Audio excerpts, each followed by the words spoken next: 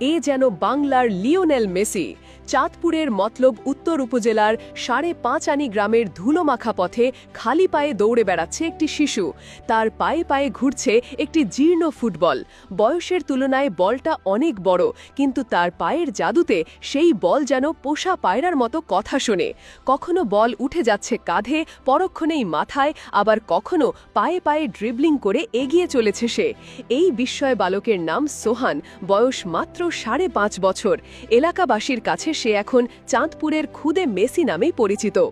School থেকে ফিরেই সোহানের একমাত্র ধ্যানজ্ঞান হয়ে ওঠে ফুটবল। গ্রামের কাঁচা রাস্তা বা বালুর মাঠই তার নিউ ক্যাম্প। তার অবিশ্বাস্য প্রতিভা দেখে এলাকাবাসী মনে করেন সঠিক প্রশিক্ষণ ও পৃষ্ঠপোষকতা পেলে সোহান একদিন বাংলাদেশের ফুটবলের বড় তারকা হয়ে উঠবে। মেসি, নেইমারদের মতো অবিশ্বাস্য ড্রিবলিং, হেডিং, বল কন্ট্রোলিং আর স্কিল দিয়েই এই বয়সেই সে জয় করে নিয়েছে হাজারো মানুষের মন। গ্রামের রাস্তায় যখন সে ফুটবল নিয়ে কারিকুরি দেখাতে শুরু করে, তখন পথচারীরাও থমকে দাঁড়ায়। তার খেলা দেখতে জমে যায় উৎসুক জনতার ভিড়।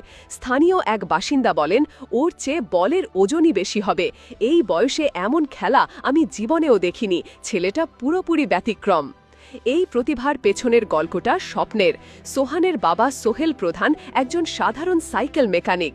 গ্রামের বাজানে ছোট্ট একটি দোকানে অন্যের সাইকেল সারিয়ে দিনে যা আয় হয় তা দিয়ে কোনো মতে চলে ৪ জনের সংসার।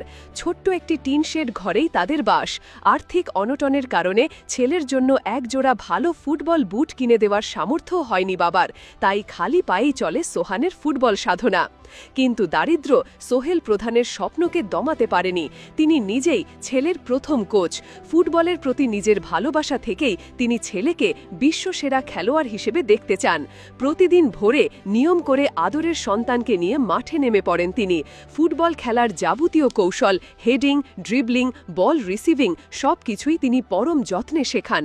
কান্না জড়ানো কণ্ঠে বাবা সোহেল বলেন, আমি খাই বা না খাই তাতে কিছু আসে যায় না। আমার স্বপ্ন আমার ছেলে একদিন বাংলাদেশের নাম উজ্জ্বল করবে, দেশের হয়ে খেলবে, বিশ্বের মঞ্চে ভালো কিছু করবে।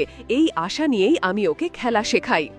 আর্থিক অক্ষমতার কথা বলতে গিয়ে তিনি আরও বলেন, আমি গরিব মানুষ, দিনে ৫-৬০০ টাকা কামাই। তা দিয়ে সংসার চালাবো নাকি ছেলেকে ফুটবল বুট কিনে দেব? খালি পায়ে খেলতে দেখলে ভয় লাগে, কখন না জানি ব্যথা পায়, কিন্তু আমার তো উপায় নেই।